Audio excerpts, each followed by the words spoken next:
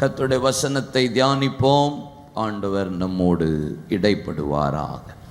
இந்த வருஷ வாக்குத்தத்தம் ஆண்டவர் நமக்கு கொடுத்த ஆசீர்வாதமான வார்த்தை ஆதியாகமத்தின் புஸ்தகம் 35ஆம் அதிகாரம் அதனுடைய 11ஆம் வசனம். நான் சர்வ வல்லமையுள்ள தேவன், நீ பழுகி பெருகுவாயாக. கர்த்தர் நம்மையும் நம் சபையையும் நம்முடைய குடும்பங்களையும் பெருக பண்ணுகிற ஆண்டவர். ஆபிரகாமுக்கு ஆண்டவர் ஆதியாகமம் 17ஆம் அதிகாரம் 1ஆம் வசனத்தில் தரிசனமாகி தேவன் தன்னை வெளிப்படுத்தும் போதே நான் சர்வ வல்லமையுள்ள தேவன் என்று சொல்லி வெளிப்பட்டு ஆண்டவர் அவனை ஆசீர்வதிக்கிறதையும், ஆதியாகமத்தின் புஸ்தகம் 28ஆம் அதிகாரம் அதனுடைய 2ஆம் வசனத்தில் ஈசாக்கு யாக்கோபை பார்த்து நான் சர்வ வல்லமுள்ள தேவன், உன்னை ஆசீர்வதித்து உன்னை பெருக பண்ணுவார் என்பதையும், ஆதியாகமத்தின் புஸ்தகம் 35:11 யாக்கோபுக்கு ஆண்டவர் தரிசனமாகி நான் சர்வ வல்லமுள்ள தேவன், நீ பழுகி பெருகுவாய் என்பதையும், ஆதியாகமம் 48ஆம் அதிகாரம் அதனுடைய 3ஆம் வசனத்திலிருந்து வாசித்தார். யாக்கோபு யோசேப்பினிடத்தில் சொல்லுகிறான் நான் சர்வ வல்லமையுள்ள தேவன் என்பதையும், யாத்ராகமம் 6ஆம் அதிகாரத்தை நீங்கள் வாசித்து பார்ப்பீர்களானால் ஆண்டவர் ஆபிரகாம், ஈசாக்கு, யாக்கோபு என்பவர்களின் தேவனுக்கு நான் சர்வ வல்லமையுள்ள தேவனாய் வெளிப்பட்டேன் என்பதும், இந்த காலகட்டத்தில் நான் உங்களுக்கு யெகோவாவாய் அறியப்படுகிறேன் என்று தன்னை வெளிப்படுத்தினதும் வேதத்தில் சொல்லப்பட்டிருக்கிறது. ஆண்டவர் தன்னை வெளிப்படுத்தும் போது சர்வ வல்லமையுள்ள தேவனாய் வெளிப்பட்டு நீ பழுகி பெருகுவாயாக.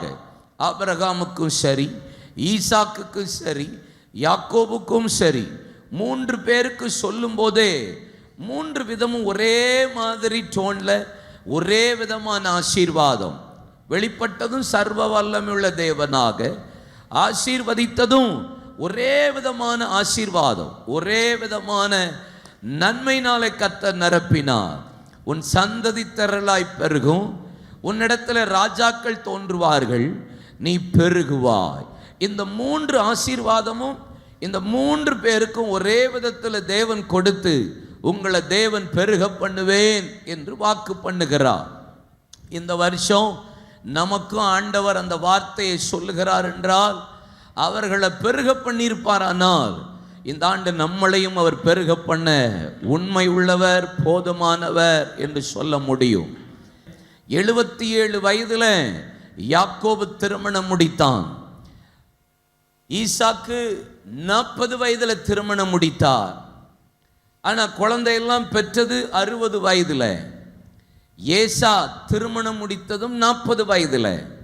பிள்ளைகளை பெற்று பட்டணங்களை உண்டாக்கி மனைவிமார்களை கல்யாணம் முடித்து தேசத்தை உருவாக்கி பெருகினது 77 வயதில் எல்லாமே முடிச்சிட்டான். ஆனால் யாக்கோபு 77 வயதில் தான் திருமணமே முடிக்கிறான். 77 வயதில் தான் 20 வருடம் அங்கே லாபான் வீட்டில் போய் இருந்தபோது 77 வருடம் ஏசா ஆசீர்வாதம், பட்டணம், பெருக்கம் எல்லாவற்றையும் பெற்றவன். யாக்கோபு லாபான் வீட்டில் 20 வருடம் இருந்தபோது 20 வருடத்திற்குள்ள ஆபிரகாமை ஓவர்டேக் பண்ணா, ஈசாக்கை ஓவர்டேக் பண்ணா, ஏசாவை ஓவர்டேக் பண்ணா, கர்த்தர் யாக்கோபை பெருக பண்ணி விட்டார். நீண்ட வருஷம் நடக்க வேண்டியதை யாக்கோபனுடைய வாழ்க்கையில் 20 வருஷத்தில் கர்த்தர் பெருக பண்ணியிருப்பாரானா, இது வரைக்கும் நடந்து வந்த பாதைகள் எல்லாவற்றை காட்டிலும் இந்த 2026 உங்களை சீக்கிரத்துக்குள்ள துரிதமாக வேகமாக எந்தெந்த இடத்துலெல்லாம் தேவன் உங்களை பெருக பண்ண வேண்டுமோ எல்லாவற்றிலும் கர்த்தர் உங்களை பெருக பண்ணுவார் என்று நான் ஆசீர்வதிக்கிறேன். எத்தனை பேர் நம்புறீங்க? நம்புனா கை தட்டுங்க. எனக்கும் அது நடக்கும். என் வாழ்க்கையிலையும் அது நடக்க போகிறது, ஊழியத்திலையும் நடக்க போகிறது, குடும்பத்திலையும் நடக்க போகிறது. கர்த்தர் நம்மளை பழுகி பெருக பண்ணுவாராக. ஆமென். 5 விதமான பெருக்கத்தை உங்களுக்கு சொன்னேன். முதல்ல யோபு 1:10 சம்பத்து தேசத்தில் பெருகிற்று. யோபு 5:25 சந்தானம் பெருகிற்று. ஏசாயா 40:29 சத்துவத்தை கர்த்தர் பெருக பண்ணினார். அங்கே பிலிப்பியர் 4:17 சம்பூரண பலனை கர்த்தர் பெருக பண்ணினார். அப்போஸ்தலர் 9:31 சபை பெருகிற்று. 5 காரியத்தை சர்வ வல்லமையுள்ள தேவன் பெருக பண்ணினார். அதே அப்போஸ்தலர் 9:31 4 காரியம் இருந்தா இந்த பெருக்கம் உண்டாகும் என்று சொன்னேன். சமாதானம், தேவ பக்தி, கர்த்தருக்கு பயப்படுகிற பயம், பரிசுத்த ஆவியின் ஆறுதலோடு நடந்து பெருகும்போது சபையும் பெருக்கத்துக்கு நேராய் கர்த்தர் கொண்டு போனார். இந்த 4 காரியத்தை கடந்த நாட்கள் 1ஆம் தேதி வாட்ச் நைட் ப்ரேயரில் நம்ம தியானித்தோம், ஜெபித்தோம், ஒப்பு கொடுத்தோம். 6 பெருக்கத்தை உங்களுக்கு காண்பித்து கொடுத்தேன். உபாகமம் 6:3 பர்சனல் இன்க்ரீஸ், தனிப்பட்ட வாழ்க்கையில் பெருக்கம். ஏசாயா 29:19 ஸ்பிரிச்சுவல் இன்க்ரீஸ், ஆவிக்குரிய பெருக்கம். அப்போஸ்தலர் 6:7 மினிஸ்ட்ரி இன்க்ரீஸ், ஊழியத்தில் பெருக்கம். 1 கொரிந்தியர் 10:2 கொரிந்தியர் 10:15-16 விசுவாச பெருக்கம், ஃபெய்த் இன்க்ரீஸ். 1 தெசலோனிக்கேயர் 3:12 அன்பு பெருக்கம், லவ் இன்க்ரீஸ்.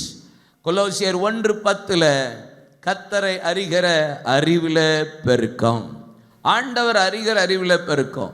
இந்த 6 காரியத்தை நம்ம 1ஆம் தேதி மாலையில் ஜெபித்தோம். அப்போ ஆண்டவர் நம்மளை என்ன செய்கிறாரு? பெருக பண்ணுகிற ஆண்டவர். அப்போ சர்வ வல்லமையுள்ள தேவன், நீ பழுகி பெருகுவாயாக.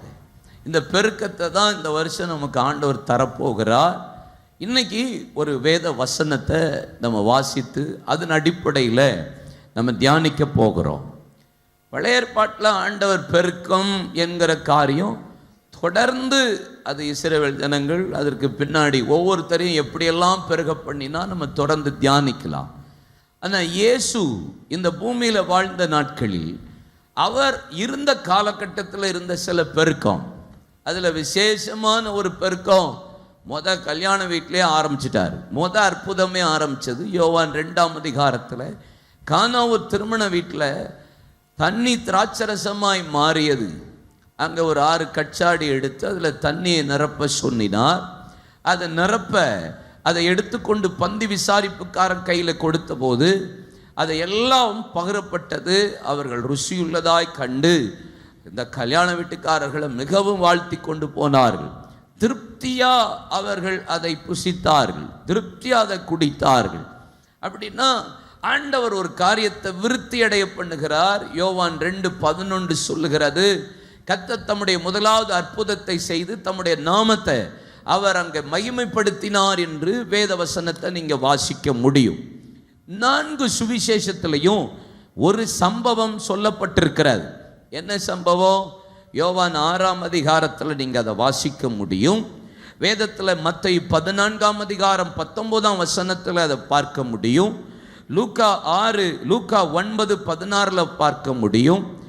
மார்க் 6ஆம் அதிகாரம் 41ஆம் வசனமும் யோவான் 6:9 இந்த 4 பகுதியிலையும் வாசிச்சா 5 அப்பம் 2 மீனை கொண்டு 5000 பேரை ஆண்டவர் ஆசீர்வதித்ததும் போஷித்ததும், ஆண்டவர் அவர்களை திருப்தியாக்கி 12 கூட மீதி எடுத்ததும் உங்களுக்கெல்லாம் இந்த சண்டே கிளாஸ்லேயே இதெல்லாம் சொல்லி கொடுத்துருப்பாங்க.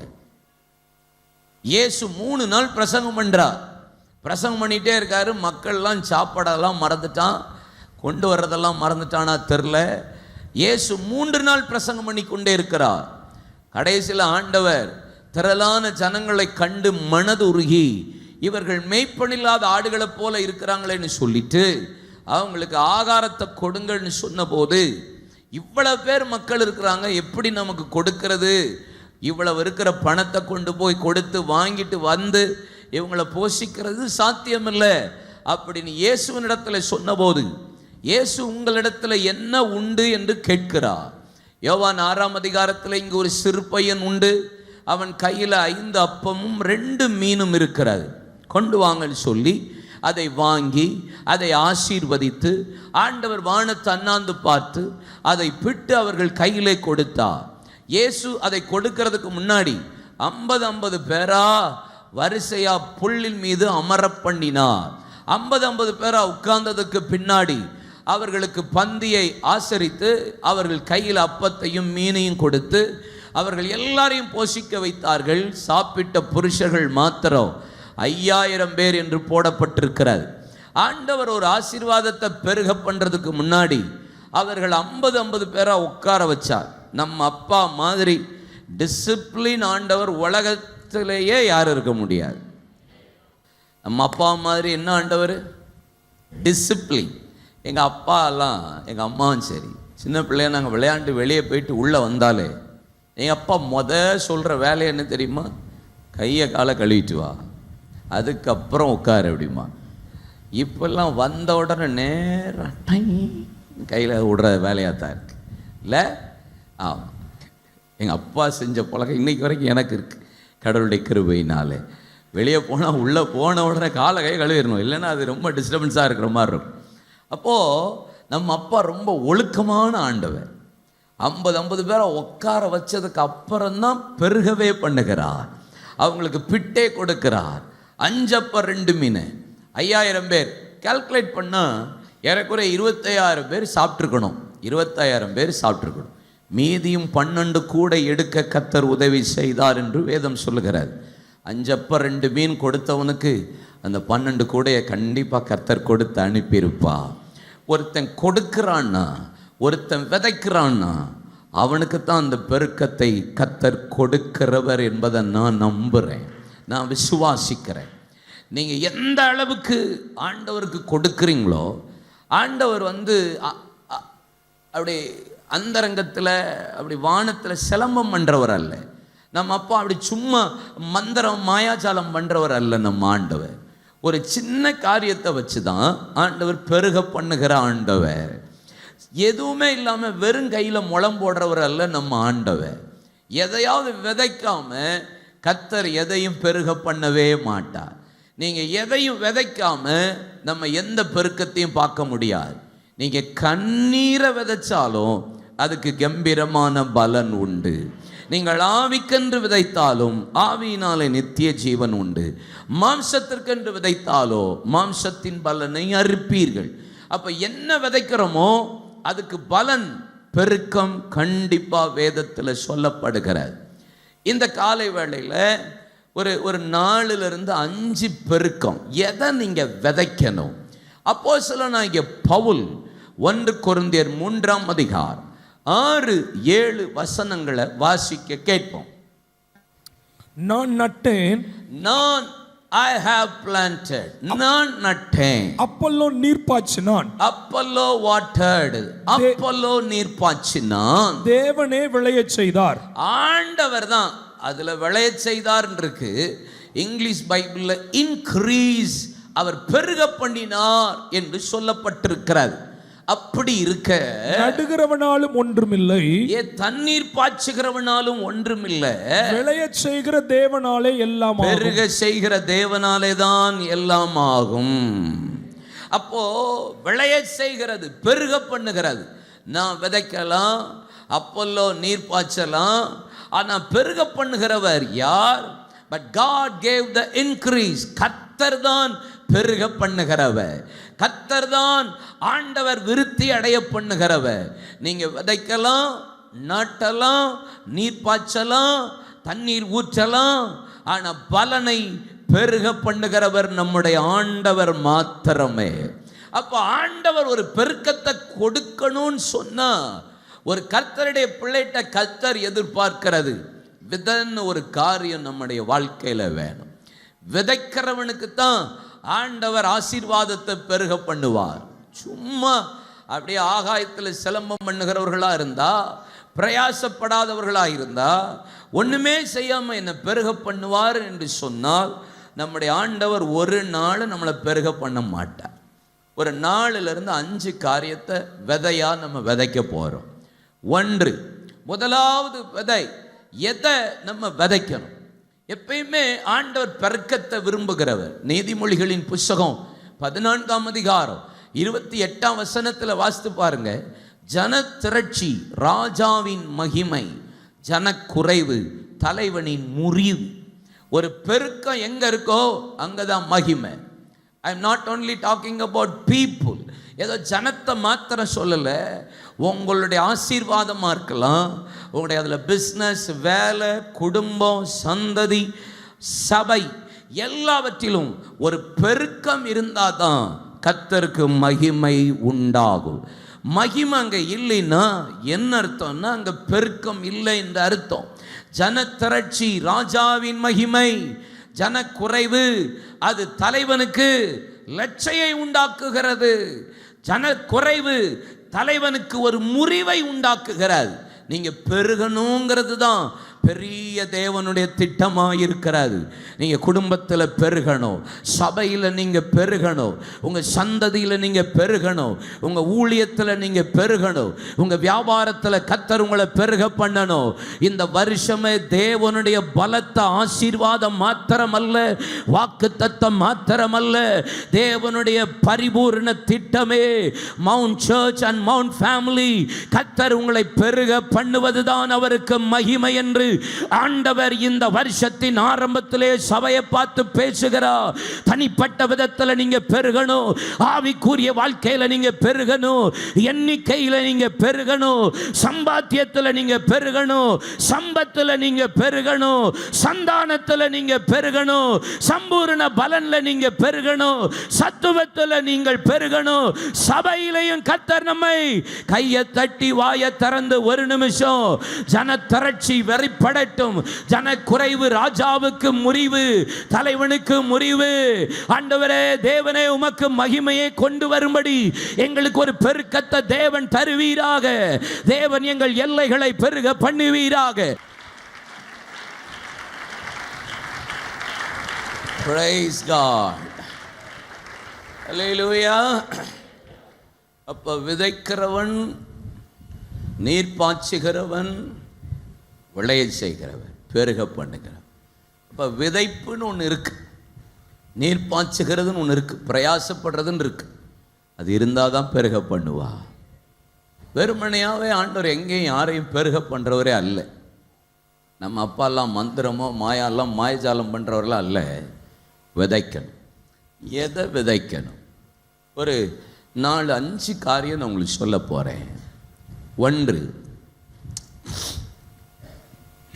மார்க் 4ஆம் அதிகாரம் 14ஆம் வசனம், லூக்கா 8:11. விதைக்கிறவன் வசனத்தை விதைக்கிறான். அந்த ஓமையின் கருத்தாவது விதை தேவனுடைய வசனம். முதல்ல விதைக்க வேண்டியது ஆண்டவர் நம்மகிட்ட பேசுறார். இந்த வருஷ ஆரம்பத்தில் சபை விதைக்க வேண்டிய ஒன்றை ஆண்டவர் சொல்றார். இதை விதைச்சா உனக்கு ஒரு பெருக்கத்தை தருவேன். விதையை, வசனத்தை தேவன் விதைக்க உங்களை அழைக்கிறார். உங்களுக்கு பெருக்கத்தை தேவன் கொடுக்க அவர் போதுமானவர். மத்தேயு சுவிசேஷம் 13ஆம் அதிகாரத்தில் ஆண்டவர் விதையை பற்றின ஓமையை பேசுகிறார். ஒரு மனிதன் விதைக்கும்படி புறப்பட்டான். ஒரு மனிதன் விதைக்கும்படி புறப்பட்டான். அந்த விதை ஒன்று வழியருகே விதைத்தது, விழுந்தது. இன்னொன்று முட்கள் உள்ள இடத்துல விழுந்தது. இன்னொன்று கற்பாறையிலே விழுந்தது. இன்னொன்று நல்ல நிலத்தில் விழுந்தது. வழியருகே விதைக்கப்பட்ட விதை அது வழியிலே அப்படி விழுந்து அந்த வசனத்தை கேட்ட உடனே நல்லா இருந்துச்சு.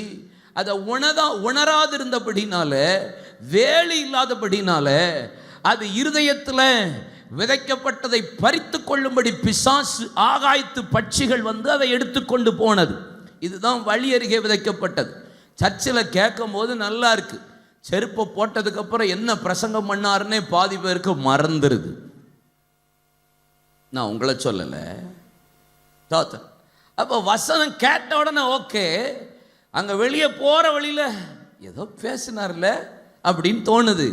இது வழி அருகே விதைக்கப்பட்டது. முட்கள் உள்ள இடத்துல ஒருத்தன் விதைச்சானா, அந்த விதைச்ச போது அது ஐஸ்வர்ய மயக்கமும் உலக கவலையும் நெருக்குனதுனால அது பலன் கொடுக்க முடியாமல் அந்த விதை போனது. இன்னொன்று கற்பாறையில் விதைக்கப்பட்டது. வசனத்தை கேட்ட உடனே ஹாப்பியா இருக்கு. சர்ச்சில் கேட்கும்போது கை தட்டல் என்ன, ஆர்ப்பரிப்பு என்ன, அந்நியவாசம் என்ன, ஆவியில் நிரம்புறது என்ன. ஆனால் அது கொஞ்சமும் வேறு இல்லாததுனால கொஞ்ச காலம் மாத்திரமே நிலைத்திருக்கிறான். வசனத்து நிமித்தம் உபத்திரவங்களும் துன்பங்களும் பாடுகளும் வந்ததுக்கு அப்புறம் அதுவும் இடரல் அடைகிறான், பலன் இல்லாமல் போகிறது. ஆனால் இந்த வசனம் என்கிற அந்த விதையை நல்ல நிலத்தில் விதைக்கும் போது 100, 60, 30 கர்த்தர் பெருக பண்ணுகிறார் என்று வசனம் சொல்லுகிறார். அப்போ ஒரு வசனத்தை நல்ல நிலத்தில் விதைக்கும் போது விதைக்கிறவனுக்கு ஆண்டவர் ஆசீர்வாதமா தாராரு. எப்படி பெருக்கும்? 100 பலன் வருது, 60 பலன் வருது, அங்க 30 பலனை தாரா. ஏதோ ஒரு அளவு ஒரு விதைய வசனத்தை விதைக்கும் போது அந்த பலனை கொடுக்கிறது என்று வேதம் சொல்லுகிறார். ஏசாயா 55 அதிகாரம் 10, 11 வசனத்தை வாசித்து பாருங்க.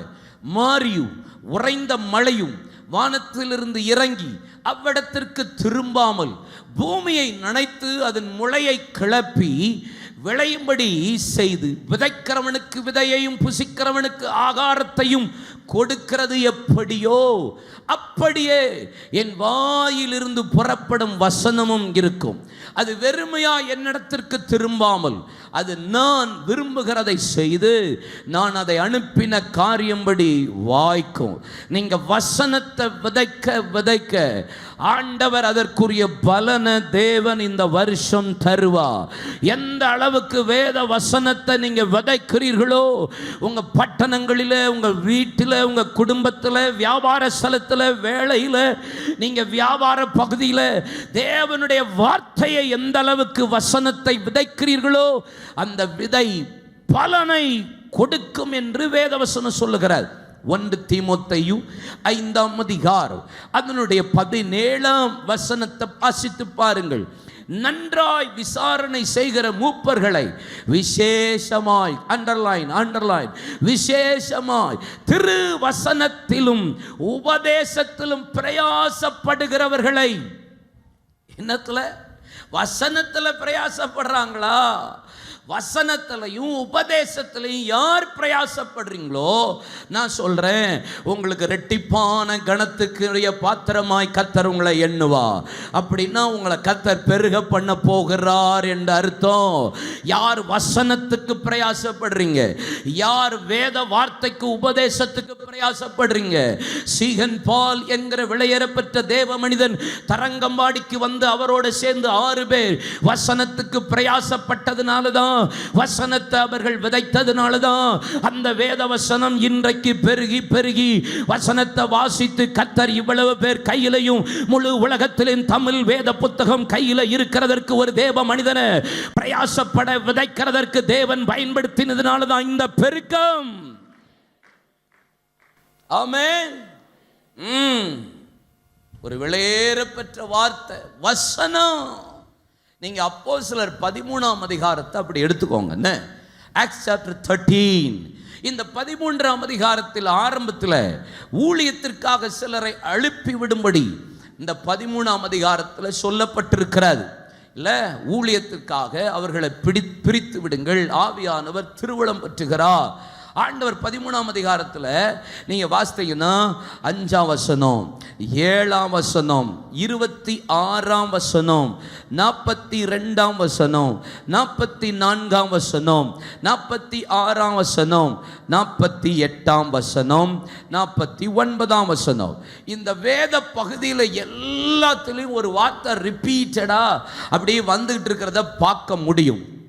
வசனம் அங்க பிரசங்கிக்கப்பட்டது, வசனம் அதிகாரிகளுக்குள்ள போனது, வசனம் அந்த பட்டணத்துக்குள்ள நுழைந்தது, வசனம் அந்த ஜனங்களோடு இடைப்பட்டது, வசனம் புறஜாதிகளுக்குள்ள போனது. 49 வசனம் முடியும் போது பார்த்தீங்கன்னா வேத வசனம் தேசம் எங்கும் பரம்பிற்று. ஒரு இடத்துல ஆரம்பித்தது ஆவியானவரால் திருவுளம் பற்றி ஊழியத்திற்கென்று கர்த்தர் புறப்பட பண்ணினார். போகிற இடங்களெல்லாம் வசனத்தை விதைச்சிட்டு போக போக கொஞ்சம் குறைய கர்த்தருடைய வசனம் அந்த தேசம் எங்கும் கர்த்தர் பிரசித்தமாகும்படி தேவன் பெருக பண்ணுவாரானா, கிடைக்கிற கேப்ல எல்லாம், கிடைக்கிற ஏரியாவிலெல்லாம், கிடைக்கிற மனிதன் வாழ்க்கையிலெல்லாம், கிடைக்கிற எல்லா பகுதியிலெல்லாம் எந்த அளவுக்கு இந்த வசனத்தை விதைக்கிறதற்கு நீங்கள் ஆயத்தத்தோடு இருக்கிறீர்களோ, உங்களை பார்த்து சொல்றேன், பெருக்கம் நீங்க தேடி போக வேண்டாம். உங்கள் பின்னாடி ஓடி நன்மையும் கிருபையும் வருகிறது போல வசனம் பெருகுமானா உங்களையும் கர்த்தர் பெருக பண்ணுவது அவ்வளவு நிச்சயம். அல்லேலூயா. அந்தியோகியாவில் வேத வசனத்தை பெருக பண்ணிட்டார். எப்போ? கிறிஸ்தவர்கள் எல்லாம் சீஷர்களாக மாறினாங்களா? சீஷர்கள் எல்லாம் கிறிஸ்தவர்களாக மாறினாங்களா? தெரியாது, நீங்களே சொல்லுங்க. கேலண்டர்ல இருக்கு. சீஷர்களா மாறின ஆட்கள் கிறிஸ்தவர்களா மாறிட்டாங்களா? எங்க? எதனால?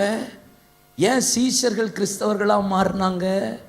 என்ன? வசனம் வசனம் வசனம் உள்ள போக போக கிறிஸ்தவ சீஷனா மாறல, சீஷன் தான் கிறிஸ்தவர்களா மாறினார்கள் அந்தியோகியால. இன்னைக்கு நம்ம எல்லாரும் Christian, I am a Christian, I am Pentecostal, I say Christian, Christian. ஏய், நீ சீஷன். வசனம் இருக்கா? முதல்ல உள்ள வந்திருக்கா? அதிகாரியை தொட்டுச்சான், புறஜாதிகளை தொட்டுச்சான், சீஷர்களை தொட்டுச்சான், அந்தியோவில் இருக்கிற சிறைச்சாலை தலைவனை தொட்டுச்சான், கொஞ்சம் குறை அரண்மனையில் உள்ளவனையும் தொட்டுச்சான். அந்த தேசம் எங்கும் வசனம் பரம்பிட்டு. வசனத்தை என்ன செய்யணும்? விதைக்கணும். விதைப்பீங்களா? பாதி பேர் ஜபத்தில் வசனமே பயன்படுத்துறது கிடையாது. இயேசுவே என்னை வியாதியிலிருந்து சுகப்படுத்தும், இயேசுவே புருஷனை ரட்சியும். அவ்வளோதான். நீங்கள் வசனத்தை கோடிட்டு விதைச்சு பாருங்களேன், ரிசல்ட் பெருக்கமாக தான் இருக்கும். இல்லையா? சொல்லுங்க. இப்படி எப்படி ஜெபம் பண்ணணும்? ஆண்டவரே, ரட்சிக்க கூடாதபடிக்கு உம்முடைய கரம் குறுகி போகிறது இல்லை. வார்த்தை கிளைம் பண்ணிட்டு அடுத்த சொல்லணும், நீங்கள் ரட்சிக்க கூடாதபடி கரம் குறுகி போலன்னு சொன்னீங்கல்ல, என் புருஷனை தொடுங்க. என் புருஷனை தொடுறதுக்கு உங்களுக்கு ஈஸி, என் மனைவியை தொடுறது ஈஸி, என் பட்டணத்தை தொடுறது ஈஸி. ஆமென். கர்த்தருடைய ஆவியானவர் ஆண்டவரை சிம்சோன் மீது இறங்கின போது கர்த்தருக்காக பலாக்கிரமான காரியங்களை செய்து ஒரு சிங்கத்தை ஆட்டுக்குட்டியை போல கிழித்தான் என்று வேதம் சொல்லுகிறதே. இந்த வசனத்தை நான் கிளைம் பண்றேன். என்னை பலப்படுத்துகிற கிறிஸ்துவினால் எல்லாவற்றையும் செய்ய எனக்கு பலன் உண்டு, சத்துவத்தை பெருக பண்ணியிருக்கிறேன் ஒரு வசனத்தை சொல்லியிருக்கீங்கல்ல. என் பலவீனத்தை பலன் பூரணமாய் விளங்கட்டும். விதைங்க. அல்லேலூயா. கொஞ்சம் குறைய ஆசியா எங்கும் கர்த்தருடைய வசனம் பிரசித்தமாயிற்று. யாரால? பவுலால. பவுலால. சொல்லியிருக்கீங்களா ஆண்டவரே, கொஞ்சம் குறை ஆசியாவை கர்த்தருடைய வசனத்தினால நிரப்பிட்டான்னா ஏன் ஆண்டவரை தூத்துக்குடி 10 தாலுக்காவ முடியாதா? எங்களை நிரப்புறதுக்கு தாங்கன்னு வசனத்தை விதைக்கணும் விதைக்கணும் விதைக்கணும் விதைக்கணும். எத்தனை பேர் இன்னைக்கு ஒரு திட்டம் பண்ணிடணும்? பெருக்க வேணுமா? ஊழியத்தில் பெருக்க வேணுமா? குடும்பத்தில் பெருக்க வேணுமா? ரட்சிப்பில் பெருக்க வேணுமா? ஆசீர்வாதத்தில் பெருக்க வேணுமா? ஆண்டவரே, பண்டக சாலையை நிரப்புவேன்னு சொல்லியிருக்கீங்களே, வலதுபுறமும் இடதுகுடமும் இடங்கொண்டு பெருகுவாயின்னு சொல்லி வாக்கு தத்தம் பண்ணியிருக்கீங்களே. என் எல்லைகளை கர்த்தர் பெரிவாக்குவீராக. ஒன்று நாளாகமம் 4ஆம் அதிகாரத்தில் 10ஆம் வசனத்தில் யாவேசின் எல்லையை கர்த்தர் விரிவாக்கி தீங்கு துக்கப்படுத்தாதபடி கர்த்தருடைய கரம் என்னோடு கூட இருந்தது. யாவேஸ் ஜெபித்த ஜெபத்தை கர்த்தர் கேட்டார்னு சொல்லியிருக்கீங்கல்ல. அந்த வசனத்தை நான் சொல்றேன், என்னோட நீங்க கூட இருக்கணும், உம்முடைய கரம் என்னோடு கூட இருக்கணும், தீங்கு என்ன துக்கப்படுத்த கூடாது, என் எல்லையை விரிவாக்கும். அவன் ஜெபிச்சான்ல, நானும் ஜெபம் பண்றேன் இயேசுவின் நாமத்தில். ஐ கிளைம் ஓம்மா எச்சையும் ஆசீர்வாதியும். என்ன கேட்குறேன்? அதில் திரும்பி கையை பிடிச்சி சொல்லுங்க, வசனத்தை விதைங்க. அப்படின்னா அப்படின்னா வசனத்தை அப்பனா வசனத்தை ரொம்ப படிக்கணும், இதை தூக்கணும். முதல்ல வசனம் மண்டைக்குள்ள தெரியணும். அல்லேலூயா சொல்லுங்க. இது மேல இருக்கணும். அல்லேலூயா சொல்லுங்க. கரகாட்டக்காரே மண்டையில செம்ப வச்சுட்டு பிடிக்காம அவன் டான்ஸ் ஆடுறான்னா வசனம் உங்க மண்டைக்குள்ள இருக்க வேண்டாமா?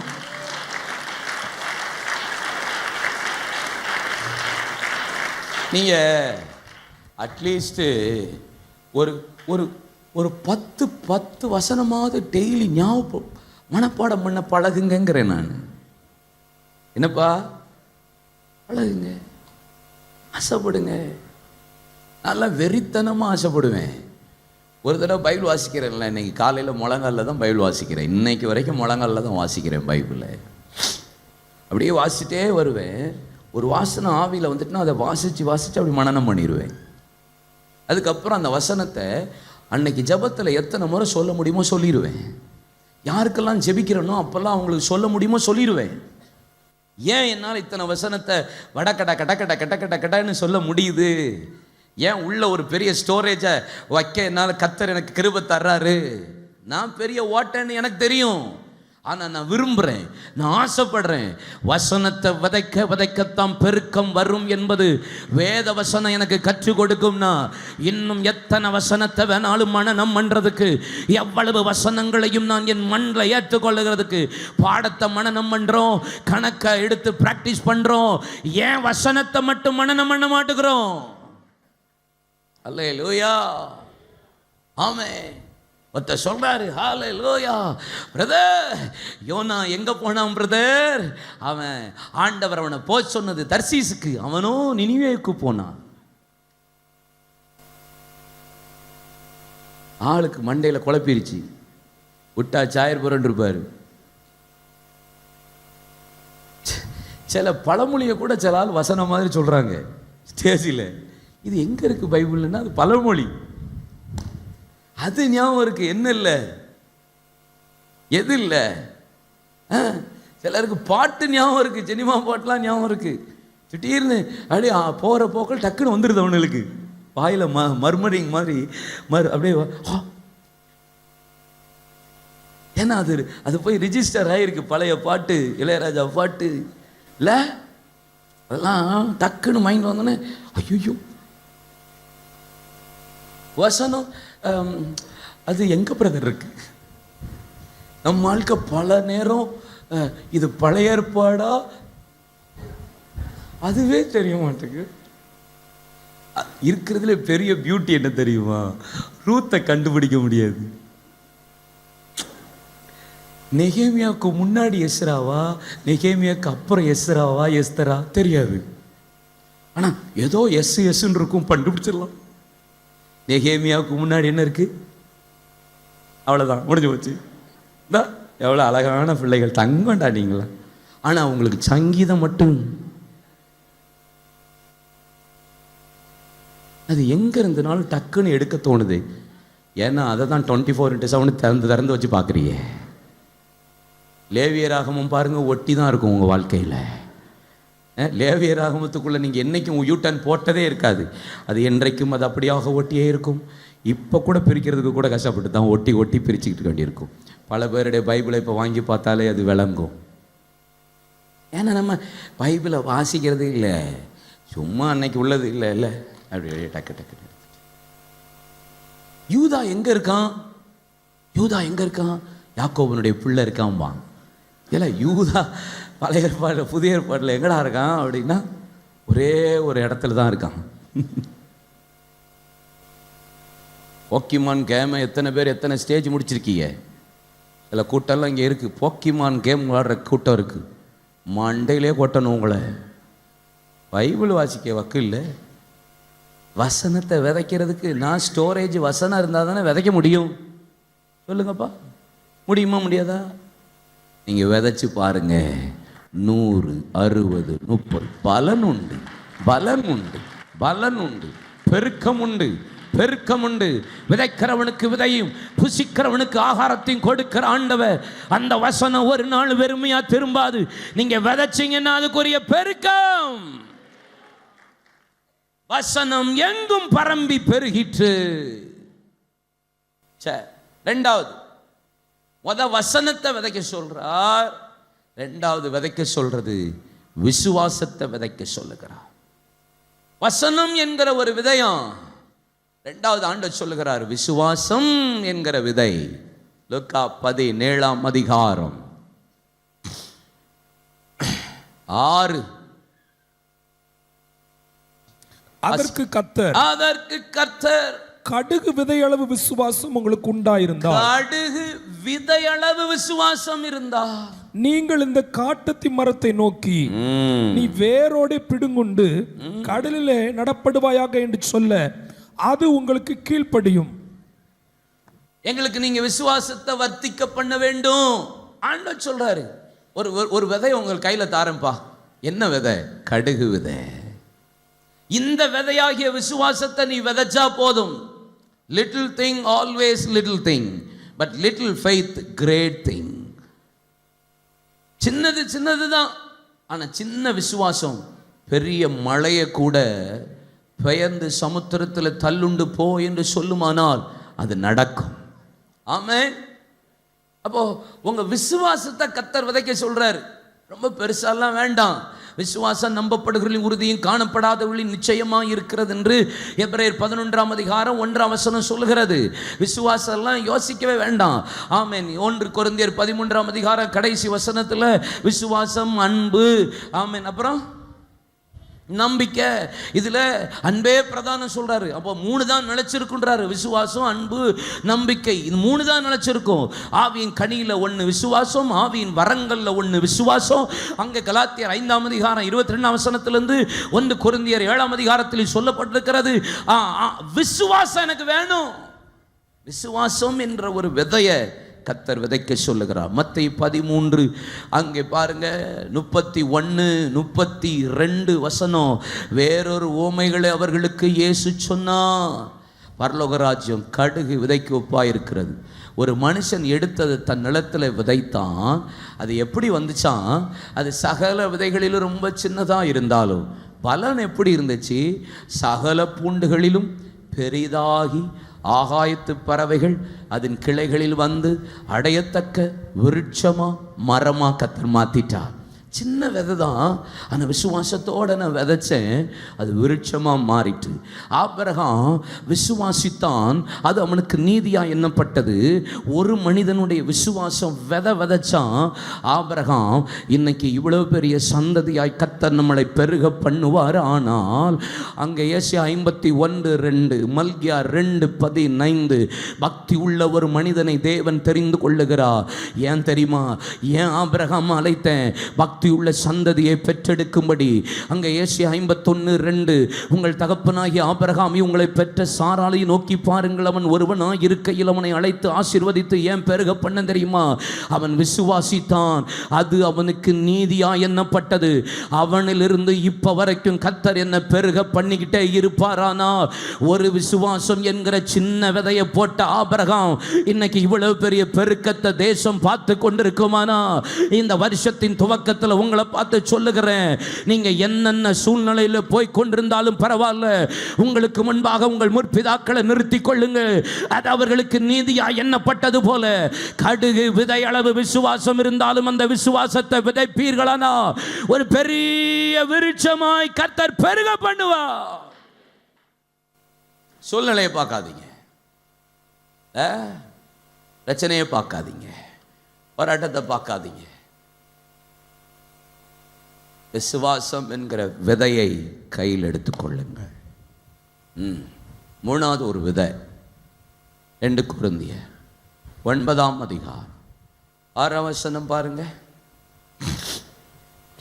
பின்னும் நான் சொல்லுகிறது என்னவெனில், சிறுக விதைக்கிறவன் சிறுக அறுப்பான், சிறுக விதைக்கிறவன் சிறுக அறுப்பான், பெருக விதைக்கிறவன் பெருக அறுப்பான், பெருக அறுப்பான்.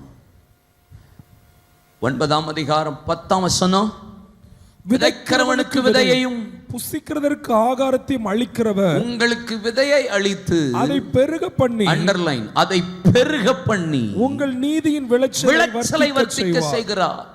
ஒன்னு வசனத்தை விதைங்க, ரெண்டு விசுவாசத்தை விதைங்க, மூன்றாவது விளைச்சலை விதைங்க. எதை விதைக்க சொல்றாரு? விளைச்சல். நான் பிரயாசப்பட்டு சம்பாதிச்ச என்னுடைய விளைச்சல், என்னுடைய ஆசீர்வாதம், என் கையின் பிரயாசம், அதை விதைக்கணும்.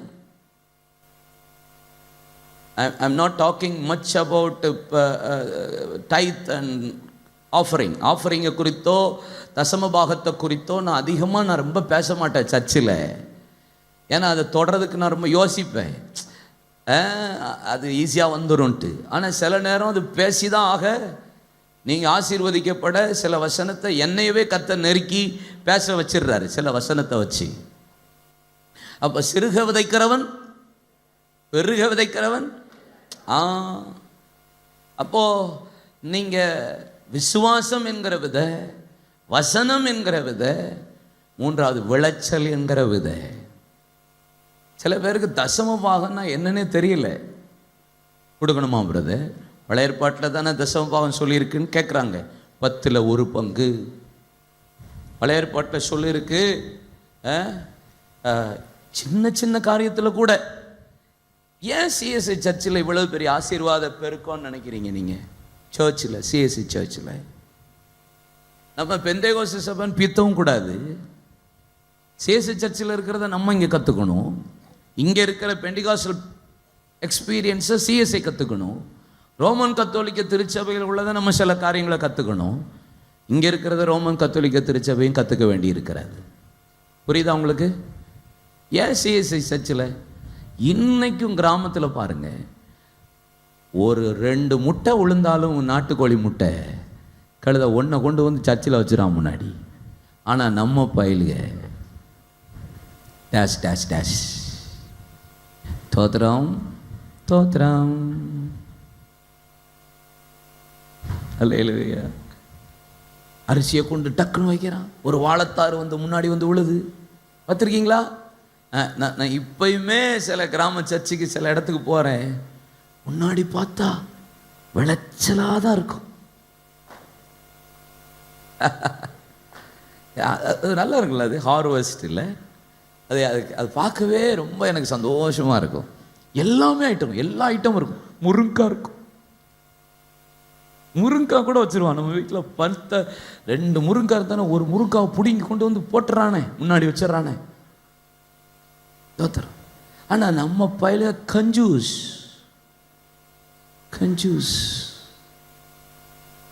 விதைக்கிறதே கிடையாது. பழக்கமே வரமாட்டுக்கு பாதி பேருக்கு. தசம பாகம்ன்றது ஒருத்தனுக்கு வரவே மாட்டுக்க. நீங்க விதைச்சு பாருங்க, விளைச்சல் பெருக்கம் அதிகமா இருக்கும். இங்க பாருங்க, அதே 9ஆம் அதிகாரத்தில் 7ஆம் வசனத்தில் ஆண்டவர் சொல்லுகிறா, நீங்க விசனமாயும் அல்ல கட்டாயமாயும் அல்ல, தன் மனதில் நியமித்தபடியே கொடுக்க கடவன், உற்சாகமாய் கொடுக்கிறவன் இடத்துல தான் தேவன் பிரியமா இருக்கு. பழைய ஏற்பாட்டிலேயாவது 10ல் 1 பங்கை தான் கர்த்தர் கொடுக்க சொன்னாரு. புதிய ஏற்பாட்டில் அப்படி இல்லை. எப்படி? காலையில் கூட சொன்னேன். சாம் சுந்தரம் என்கிற விளையேற பெற்ற தேவ மனிதர் சுந்தரம் ஐயா ஏசிய திருச்சபையினுடைய ஃபவுண்டர். சாம் சுந்தரம் ஐயா அதுக்கு அடுத்த தலைவராக வந்தவர். அவர் ஒரு பெரிய பாஸ்டர்ஸ் கான்ஃபரன்ஸு, அதில் கணவன் மனைவியாக உட்காந்துருக்காங்க. காணிக்க வேலை வந்தது. சாம் சுந்தரம் ஐயாவை ஜெபிக்க சொன்னாங்க. அவர் மைக்கை வாங்கிட்டு எப்படி ஜெபிச்சார் தெரியுமா? இப்போ நம்ம நார்மலாக என்ன காணிக்கைக்கு ஜெபம் பண்ணோம், ஆண்டவரே பிள்ளைகள் கொடுக்கறது ஆசீர்வதியும், பெருக பண்ணும், ஆண்டவரை குறைவில்லாமல் நிறைவாக்கும், திருப்தி ஆக்கும், விருத்தி அடைய பண்ணும், கையின் பிரயாசம் ஆசீர்வதி, இப்படி தான் நம்ம ஜெபம் பண்ணுவோம். ஆனால் அவர் என்ன ஜெபம் பண்ணார் தெரியுமா? நல்ல பிதாவே, இப்படி தான் அவர் ஜெபம் பண்ணுவார். சாஃப்டாக தான் ஜெபம் பண்ணுவார். Lord I plus this paper அப்படின்னு பாரு. நல்ல பிதாவே, எல்லாருடைய இருதயத்தையும் சிந்தையையும் அறிந்த ஆண்டவர், அவருடைய நினைவின்படியே ஆசீர்வதியும், இயேசுவின் நாமத்தில் ஆமென். காணிக்கைக்கு இப்படி ஜெபம் பண்ணாருங்க. அப்படின்னா ஒரு மனுஷன் சிலவன் வந்து கொடுக்கணுமேன்னு கொடுக்கறது, அதனால தான் இன்னும் பெருகலை. கடமைன்னு கொடுக்கறது, அதான் நீ பெருகலை. வேண்டாம் வெறுப்பா வந்து கொடுக்கறது, அதனால தான் இன்னும் பெருக்கம் வரல. இவ்வளோ கொடுக்கணுமா அப்படின்னு நினச்சி கொடுக்கறது, அதனால தான் பெருகலை. ஆனால் இயேசு காணிக்கை பெட்டிக்கு பக்கத்தில் உட்காந்துட்டு ஒரு காரியத்தை பார்க்குறாரு. வேதம் சொல்லுகிறது, மார்க் 12:41-44, அங்கே உட்கார்ந்திருந்த போது ஐஸ்வர்யான்கள் அநேகர் அதிகமாய் போட்டார்கள். ஏழையான ஒரு விதவை வந்து ஒரு தொட்டுக்கு சரியான 2 காசை போட்டா. விதைக்கிறா பாருங்க. மற்ற எல்லாரை பார்க்கலும் இந்த ஏழை விதை அதிகமாக போட்டாள் என்று மெய்யாகவே உங்களுக்கு தங்கள் பரிபூர்ணத்திலிருந்து எடுத்து போட்டார்கள் எல்லாரும்.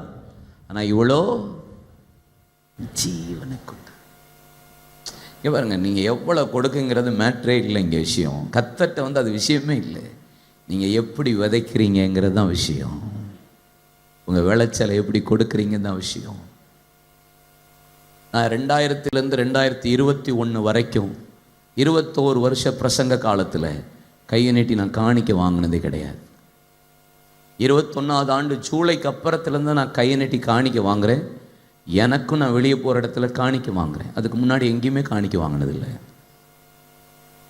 அப்போது கம்பெனி பணம் எடுப்பேன், டீசலை போடுவேன், போவேன், ட்ராவல் இருப்பேன். சில இடத்துல தங்குறதுக்கு சரியாக இருக்காது, நானே ரூமை போட்டு தங்கிடுவேன், நானே சாப்பிடுவேன், கொடுத்தா சாப்பிடுவேன், இல்லைன்னா நானே சாப்பிட்ருவேன். ட்ராவல் நானே பண்ணுவேன், எல்லாம் நம்மளே. அதுவும் கர்த்தர் கொடுக்குற ஆசீர்வாதம். காணிக்க வாங்குறது கூட என் உடன் ஊழியர்களை வச்சு தான் நான் காணிக்க வாங்கிட்டு இருந்தேன் 21 வருஷத்துலேயும். ஆனால் அதுக்கப்புறம் வாங்க ஆரம்பித்தேன். கம்பெனிலேருந்து பணத்தை எடுக்கக்கூடாதுன்னு ஆண்டவர் ஸ்ட்ரிக்டாக என்னை நடத்துனதுனால இப்போ என்னை ஆசீர்வதிக்கிறாரு. லட்சங்களை தருகிறார், லட்சங்களை திருப்பி கொடுக்கவும் கர்த்தர் வச்சுட்டார்.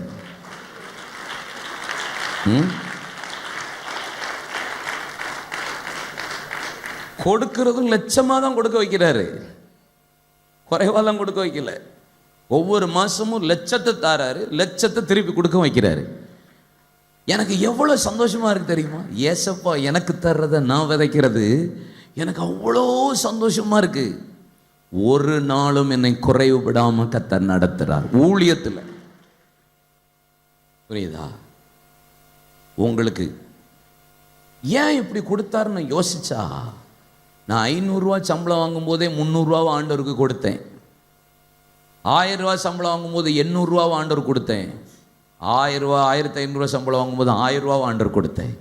4000 ரூபா சம்பளம் வரும்போது 2000 ரூபாவை கர்த்தர் கொடுத்தேன். 8000 ரூபா சம்பளம் வரும்போது 3500 ரூபாவை ஆண்டவர் கொடுத்தேன். நான் சொல்லுவேன், தாழ்மையாக சொல்கிறேன், பெருமல்ல, நீங்கள் விதைச்சி மட்டும் ராஜ்யத்துக்கு கொடுத்து பாருங்களேன், உங்கள் விளைச்சலின் பலன் பயங்கரமாக பயங்கரமாக நீங்கள் பெருகுவீர்கள். எல்லாருக்கு தசமபாகம்னா என்னன்னு தெரிய மாட்டேங்குது. நீங்கள் காணிக்க போடுறதே பெரிய விஷயம் நினைக்கிறீங்க. ஆண்டவர் சொல்லும்போது மல்கியால் என்ன சொல்றார்?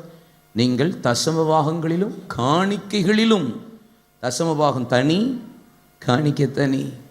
நீங்கள் தசமபாகத்திலும் காணிக்கைகளிலும் நீங்கள் என்ன வஞ்சிக்கிறீர்கள்?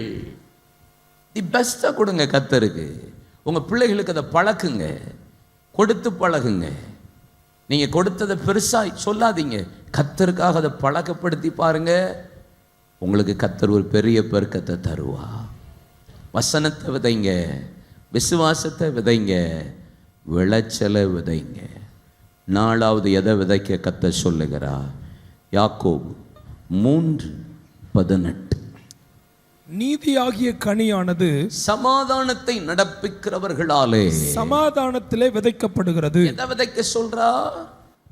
தொடர்ந்து ஆவியான சபைக்கு பேசிக்கிட்டே இருக்கார், சமாதானத்தை விதைங்க. நாகும் 1:15 வேதம் என்ன சொல்லுகிறது? சமாதானத்தை கூறுகிற சுவிசேஷனுடைய கால்கள் மலைகள் மேல் வருகிறது. யூதாவே, உன் பண்டிகை ஆசரி, உன் பொருத்தனைகளை செலுத்து. துஷ்டன், நீங்க சமாதானத்தை விதைச்சிங்கன்னு வச்சுக்கோங்க, துஷ்டன் உங்கள் வழியாய் இனி வருவதே இல்லை, அவன் முழுவதும் சங்கரிக்கப்படுவான். சகரியா 8ஆம் அதிகாரம் 12ஆம் வசனத்தை பாருங்க. விதைப்புக்கு சமாதானம் உள்ளதாயிருக்கும். நீங்க எதை விதைக்கிறீங்களோ சமாதானம் உள்ளதை விதைச்சிங்கன்னா திராட்சை செடி தன் கனியை தரும், பூமி தன் பலனை தரும், வானம் தன் பணியை தரும். இந்த ஜனத்தின் மீதியானவர்கள் இதையெல்லாம் சுதந்தரிக்க கட்டளையிடுவே. சமாதானத்தை விதைச்சிங்கன்னா பலன் ஆச்சரியமா இருக்கும், பலனா இருக்கும், திருப்தியா இருக்கும், மீதியா இருக்கும். சுதந்தரிக்க கர்த்தர் கிருபை தருவா. சமாதானத்தை விதைங்க. சண்டை போடுறது, பஞ்சாயத்து பண்றது, போராடிக்கிட்டே இருக்காதீங்க, யுத்தம் பண்ணிக்கிட்டே இருக்காதீங்க. எந்த அளவுக்கு விட்டு கொடுக்க முடியுமோ சமாதானத்துக்கு. விசுவாசம், வசனம், விளைச்சல், வ அப்படின்னு சொல்லியிருக்கேன். இதை வேணா நீங்க ஒன்று எழுதிக்கோங்க, விட்டு கொடுக்கறதுன்னு வச்சுக்கோங்க. அவ்வளோதானே. என்ன சமாதானத்துக்கு என்ன வச்சுக்கோங்க, விட்டு கொடுத்தல்னு வச்சுக்கோங்களேன். எந்த அளவுக்கு விட்டு கொடுக்குறீங்களோ அந்த அளவுக்கு கர்த்தர் உங்களை ஆசீர்வதிப்பார். விட்டு கொடுங்க, நஷ்டப்படுங்க, விட்டு கொடுங்க. இந்த சர்ச் சபை கர்த்தர் இன்னைக்கு ஆசீர்வதித்து பெருக பண்ணிக்கிட்டே இருக்கிறார். 10 மடங்கு நம்மளை பெருக பண்ண போறார் இந்த வருஷம். 10 மடங்கு இந்த வருஷம் நீங்க பெருக போறீங்க. என்னைக்கு நான் விட்டு கொடுத்து சமாதானத்தை விரும்பினேனோ, மவுண்ட் சர்ச் பெருக்கம் பெருக்கம் தேசங்களுக்கு ஆசீர்வாதமா மாத்திட்டு இருக்கிறார் நம்மளை. புரியுதா? விட்டு கொடுங்க, சமாதானத்தை விரும்புங்க. எந்த அளவுக்கு நஷ்டப்படுறனாலும் நஷ்டப்படுங்க, அவ்வளவுதான் சொல்லுவேன். யாராவது உங்க பொருளை எடுத்துட்டு போறன்னு விரும்புறாங்களா, சந்தோஷமா போயான்னு சொல்லுங்க. ஒரு அடி இடத்த கேட்டாலும் சந்தோஷமா கொடுங்க. அதுக்காக போராடிக்கிட்டு கேட்டு கோர்ட்டு கேஸ் கீசுன்னு அலையாதீங்க. என்ன வேணாலும் நஷ்டப்படுங்க. உங்களுக்கு இருக்கிற பெருக்கம் பெருசுன்னு நான் சொல்றேன். வசனம் சொல்லுது. எந்த அளவுக்கு விட்டு கொடுக்க முடியுமோ விட்டு கொடுத்தால் கர்த்தர் உங்களை கெட்டு போகாம பெருக பண்ணுவா. சமாதானமே போயிருதுங்க. வருஷம் முழுசும், வாழ்க்கை முழுசும் சமாதானம் இல்லை.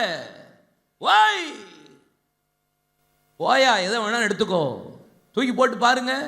உங்களை பெருக பண்றது அவங்கள விட 1000 மடங்கு அதிகமா இருக்கும். ஈசாக்கு ஏசேக்கு சித்தனான்னு இருக்கிற துறவெல்லாம் விட்டு கொடுக்க கர்த்தர் அவனுக்கு ரெகபோத்தை கொடுத்து பல்லுகி பெருகும்படி தேவன் இடத்தை உண்டாக்கினா. ஈசாக்கு சமாதானத்தை விரும்பினதுனால தான் தேவன் அவனை பெருக பண்ணுவா. அதே போல இந்த பகல் வேளை உங்களை பார்த்து சொல்றேன், எந்த அளவுக்கு சமாதானத்தை விதைக்கிறீங்களோ கர்த்தர் உங்களை பெருக பண்ணு. கடைசியா எதை கர்த்தர் விதைக்க சொல்றார்? 1 வசனம், 2 விசுவாசம், 3 விளைச்சல், 4 விட்டு கொடுத்தல். பிராக்கெட்ல சமாதானம் போட்டுக்கோங்க. 5வது எதை விதைக்கணும்? இயேசு என்கிற ஒரு வார்த்தை இருக்கு. வாயினாலே நீங்கள் அதை அறிக்கை செய்யணும், அதை விதைக்கணும். எப்படி பிரதர்? ஆதியாகமத்தின் புஸ்தகம் 3ஆம் அதிகாரம் 15ஆம் வசனத்தை வாசித்தால், உனக்கும் ஸ்திரீக்கும் உன் வித்துக்கும் அவள் வித்துக்கும் பகை உண்டாக்குவேன். அவர் உன் தலையை நசுக்குவார், நீ அவர் குதிங்காலை நசுக்குவார். எப்பொழுது பாவம் தோட்டத்துக்குள்ள வந்தபோது ஆண்டவர் தீர்க்க தரிசனமா அங்க பேசுகிற சர்ப்பத்தை பார்த்து பேசுகிற ஒரு வார்த்தை, எப்போ தாங்கள் நிர்வாணிகள் என்று அறிந்த உடனே அங்கே ஆண்டவர் ஒரு மிருகத்தை அடித்து அதனுடைய தோலை அவர்களுக்கு உடையாக்கி கொடுத்தார். அங்கேயே இயேசு நிழலாட்டமாய் விதையாய் மாற ஆரம்பித்தார். அங்கே ஆண்டவர் சொல்லுகிறார், உனக்கும் ஸ்திரீக்கும் உன் வித்துக்கும் விதைக்கும் அவளுடைய வித்துக்கும் பகை உண்டாக்குவேன், அவர் உன் தலையை நசுக்குவார். யோவான் 12ஆம் அதிகாரம் வாசித்து பாருங்கள், 24ஆம் வசனம். மெய்யாகவே மெய்யாகவே நான் உங்களுக்கு சொல்லுகிறேன், கோதுமை மணியானது நிலத்தில் விழுந்து சாகாவிட்டால் தனித்திருக்கும், செத்ததாகில் மிகுந்த பலனை கொடுக்கும். ஸோ ரிசல்ட், பலன், பெருக்கம். எப்படி பிரதர்? இயேசு இந்த பூமியில எனக்காக, பாவங்களுக்காக, சாபங்களுக்காக, வியாதிக்காக, என் மீறுதலுக்காக, அக்கிரமங்களுக்காக அவர் பாடுபட்டு சிலுவை சுமந்து இரத்தம் சிந்தி மரித்து அடக்கம் பண்ணப்பட்டு அவர் மணியாய் நிலத்தில் விழுந்து செத்ததுனால தான் இன்றைக்கும் இயேசு எனக்காக உயிரோடு எழுந்து பலனை கொடுக்கும்படி என் வாழ்க்கையில் இருக்கிற பாவம், சாபம், மீறுதல், அக்கிரமம் மன்னிக்கப்பட என் வாயினாலே அறிக்கை செய்து, யோவான் ரோமர் 10ஆம் அதிகாரம் 9-10 வசனம் பாருங்க. என்னவென்றால், கர்த்தராகிய இயேசுவை நீ உன் வாயினாலே அறிக்கையிட்டு தேவன் அவரை மரித்தோரிலிருந்து எழுப்பினார் என்று உன் இருதயத்தில் விசுவாசித்தால் ரட்சிக்கப்படுவாய். நீதி உண்டாக இருதயத்தில் விசுவாசிக்கப்படும், ரட்சிப்பு உண்டாக வாயினாலே. 10:8 பாருங்க. இந்த வார்த்தை எனக்கு சமீபமாய் உன் வாயிலும் உன் இருதயத்திலும் இருக்கிறது என்றும் சொல்லுகிறது. இந்த வார்த்தை நாங்கள் பிரசங்கிக்கிற விசுவாசத்தின் வார்த்தை.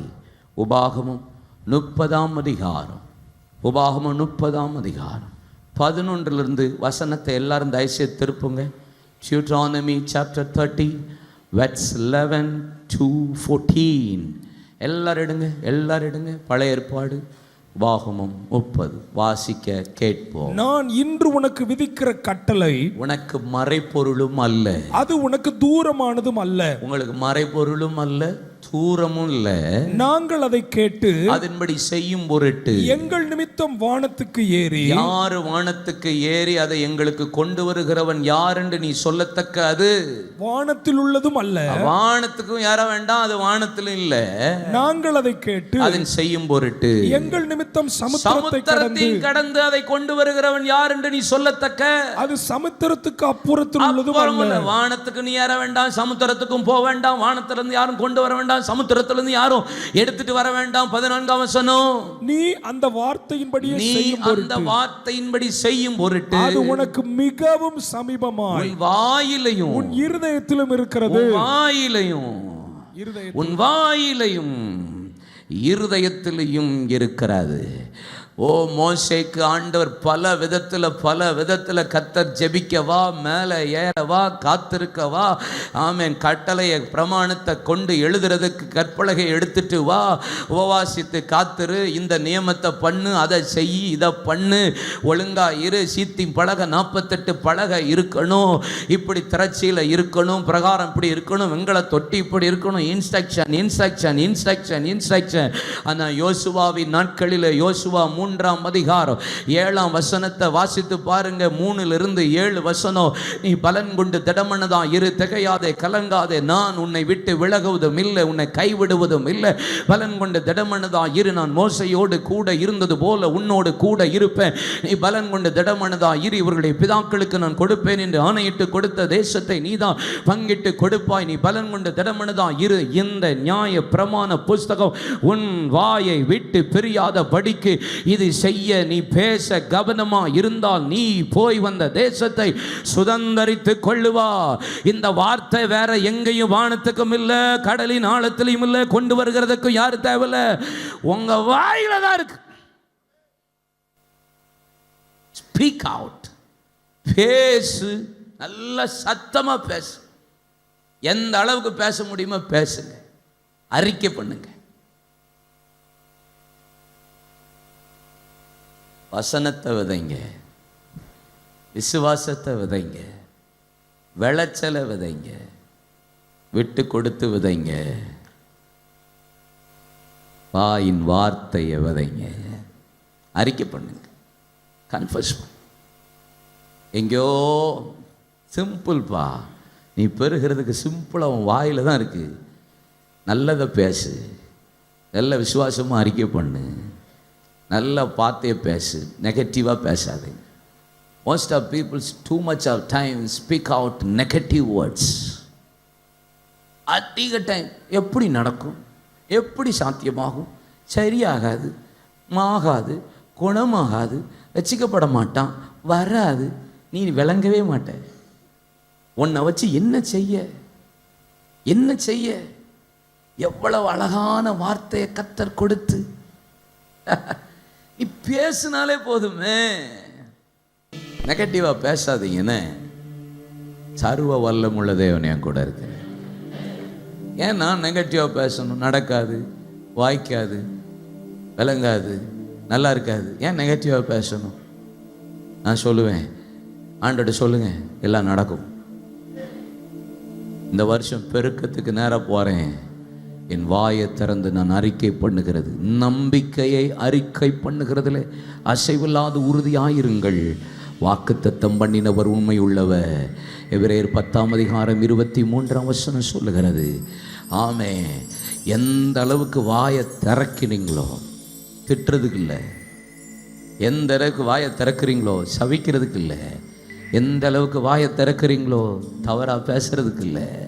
எந்த அளவுக்கு வாயை திறக்கிறீங்களோ மற்றவங்களை நியாயம் தீர்க்கிறதுக்கு அல்ல. எந்த அளவுக்கு வாயை திறக்கிறீங்களோ விசுவாசமாக பேசுறதுக்கு, பாசிட்டிவாக பேசுறதுக்கு, நம்பிக்கையோடு பேசுறதுக்கு.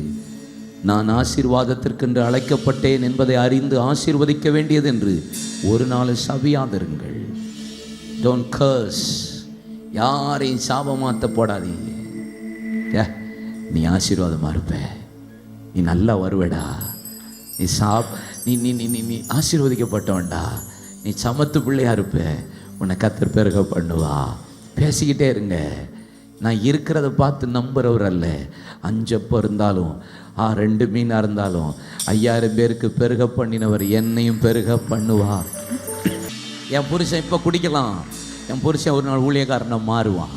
என் பிள்ளை இப்போ தாறுமாறா பெண் ஒட்டகம் போல் அலைஞ்சிக்கிட்டு இஷ்டத்துக்கு விடப்பட்ட காட்டு கழுதை போல இருக்கான். நான் சொல்கிறேன், என் பிள்ளை யோசேப்பை போல தேசத்தை ஆளுகிறவனா மாறுவா. சொல்லுங்க சொல்லுங்க. என் மனைவி இப்போ கீழ்ப்படியாமல் இருக்கலாம். நான் சொல்கிறேன், அவள் தான் தவறால மாற போகிறா. அவள் நிமித்தம்தான் தேசம் பாலாயிருக்கிறதெல்லாம் கத்த செழிப்பாய் மாற்ற போகிறா.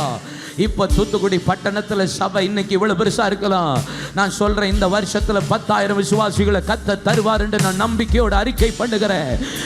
தமிழ்நாட்டில் பிகஸ்ட் சர்ச் இன் மவுண்ட் சர்ச்சா மாறுபடி நாங்கள் ஜெபிக்கிறோம். 40 மிஷனரிகளை தாங்குகிறோம். வர்ற ஆண்டு நம்ம சபையிலிருந்து 40 ஊழியர்கள் புறப்பட்டு போவார்களாக. என் பிள்ளைகளை கத்த ஜெபிக்கிற பிள்ளைகளாக மாற்றுவாராக. என் வாலிப பிள்ளைகள் எல்லாம் அபிஷேகம் பண்ணப்பட்டவர்களா, அற்புதம் அடையாளம் செய்கிற பிள்ளைகளா என் பிள்ளைகளை கத்தர் மாற்றுவாராக. என் பிள்ளைகள் கைகளை நீட்டும் போது அற்புத அடையாளங்கள் நடக்கும். என் பிள்ளைகள் ஜெபிக்கும் போது பிசாசு நடுங்கும். வியாதியஸ்தர்கள் மீது கைகளை வைப்பார்கள், அவர்கள் சுகமடைவார்கள்.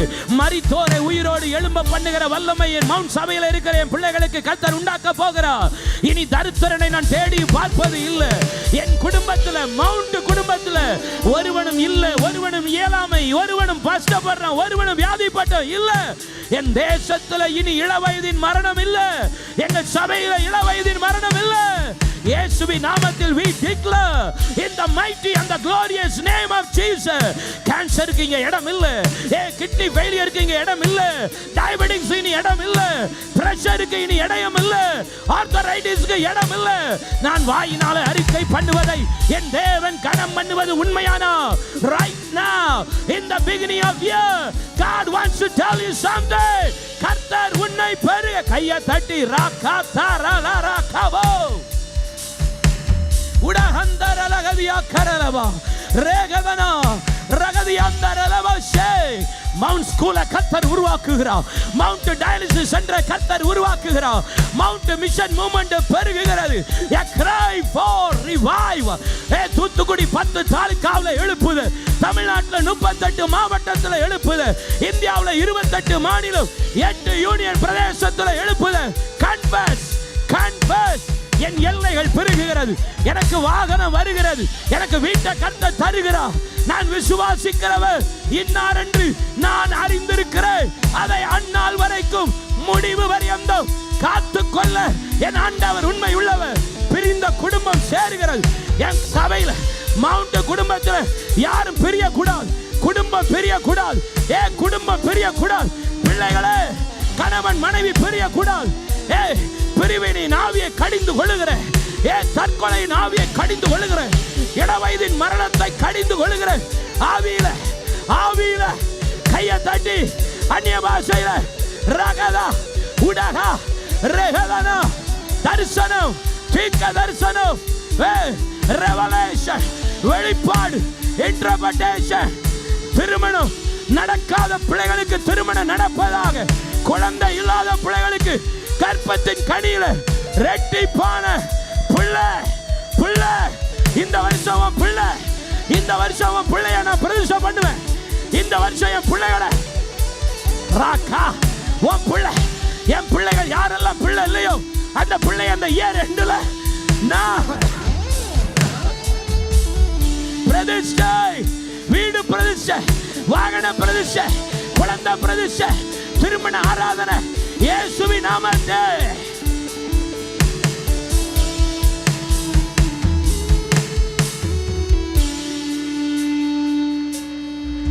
ஊழியர் பிரதிஷ்டை, சபை பிரதிஷ்டை, ஆத்துமாக்களின் அறுவடை.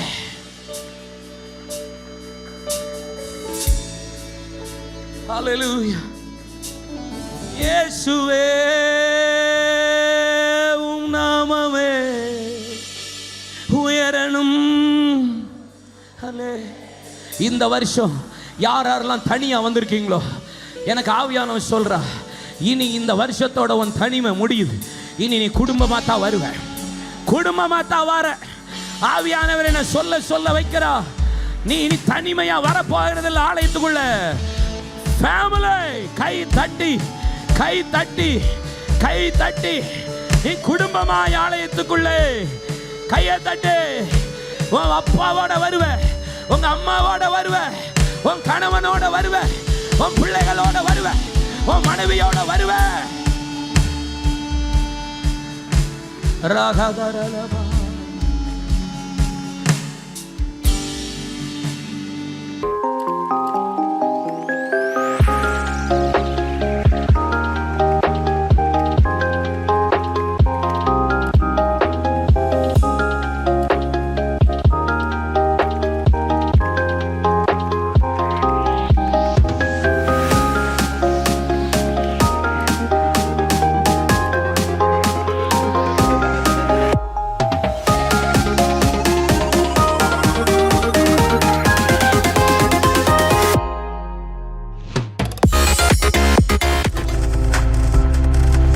நீங்கள் பார்த்து கொண்டிருப்பது உங்கள் ஜாய் டிவி. உங்கள் துக்கம் சந்தோஷமாய் மாறும்.